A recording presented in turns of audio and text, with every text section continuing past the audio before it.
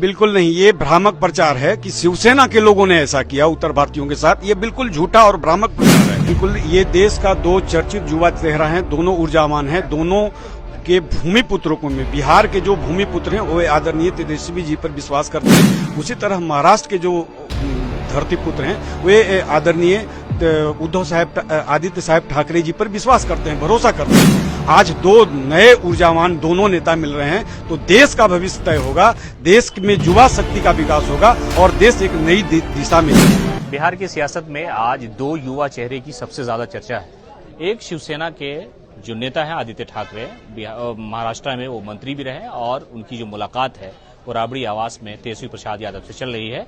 और यहाँ पर जो बिहार प्रदेश के शिवसैनिक है वो जमा है और अपने नेता के स्वागत के लिए आए हैं और बात करने की कोशिश हम करेंगे कि आज दो युवा नेता की मुलाकात हो रही है। इसको आपके लोग या गठबंधन के लोग ऐतिहासिक मान रहे हैं तो बीजेपी इस मामले पर खामोश है, आदित्य ठाकरे का विरोध नहीं कर रही है। कैसे देखते हैं आप इस मुलाकात? बिल्कुल, ये देश का दो चर्चित युवा चेहरा है, दोनों ऊर्जावान हैं, दोनों के भूमि पुत्रों को में बिहार के जो भूमि पुत्र हैं वो आदरणीय तेजस्वी जी पर विश्वास करते हैं। उसी तरह महाराष्ट्र के जो धरती पुत्र हैं वे आदरणीय उद्धव साहब आदित्य साहब ठाकरे जी पर विश्वास करते हैं, भरोसा करते हैं।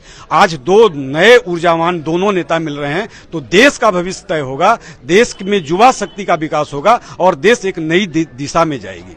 आप शिवसेना से जुड़े रहे हैं, आप प्रदेश अध्यक्ष हैं, सारी चीजों को समझते हैं, लेकिन एक सवाल बिहारी और मराठी को लेकर के हमेशा उठता रहा है। बिहारी और यूपी के जो लोग वहां रहते हैं, रोजगार करते हैं, उन पर कई बार हमले हुए, श्री सोरेन ने उनको पीटा। तो क्या लगता है कि वो जो हालात थे और अब के जो हालात हैं उसमें बदलाव आया है या उस तरह की सोच अब भी आपको ऐसा महसूस, आपने अपने राजनीति का जो तजर्बा है उसमें इन चीजों को भांपा है आपने? बिल्कुल नहीं, ये भ्रामक प्रचार है कि शिवसेना के लोगों ने ऐसा किया उत्तर भारतीयों के साथ। ये बिल्कुल झूठा और भ्रामक प्रचार है। हाँ, भारतीय जनता पार्टी अपने गुरुओं के द्वारा, अपने तथाकथित लोगों के द्वारा इस तरह के काम कराती थी और उसे नाम बदनाम कराया जाता था शिवसेना के बारे में। अभी मैं उसका चर्चा नहीं करना चाहता हूं, किंतु जिस तरह से आपने सुशांत सिंह राजपूत का घटना को आप देखें तो किस तरह से भारतीय जनता पार्टी ने यहाँ के दो पुलिस वर्ग में लड़ाने का काम किया, दो प्रदेशों में लड़ाने का काम किया। Bihar versus Maharashtra, Bihar police versus Maharashtra police को बदनाम किया जा रहा था। ये गंदी राजनीति भारतीय जनता पार्टी करती है। उसी तरह से राज ठाकरे, जो तथाकथित राज ठाकरे वहां के नेता हैं, भारतीय जनता पार्टी के एक एजेंट के तौर पर काम करते हैं वो, और उनका उत्तर भारतीयों के पास मिसबिहेव की बात आई है। शिवसेना के बारे में अगर कोई बात है तो बिल्कुल भ्रामक है, ये झूठी खबरें हैं जो भारतीय जनता पार्टी प्लांट करती है। बाला साहब ठाकरे की जो शिवसेना थी उसकी रणनीति अलग थी, लेकिन अब दो युवा पीढ़ी की मुलाकात हो रही है। इस वक्त ये टारगेट है अपोजिशन का कि भारतीय जनता पार्टी को, मोदी को 2024 में कैसे रोकना है। तो महाराष्ट्र में शिवसेना की एक बड़ी भूमिका है।